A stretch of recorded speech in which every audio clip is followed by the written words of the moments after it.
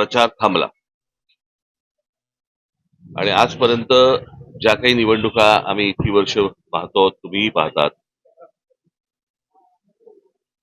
त्याच्यामध्ये निवडणुकीचा प्रचार 5 वाजता संपल्यानंतर दुसरा दिवस रिकामा आणि त्याच्यानंतरच्या दुसऱ्या दिवशी मतदान, हे आतापर्यंतच्या निवडणुकीची प्रथा ही आजपर्यंत होती.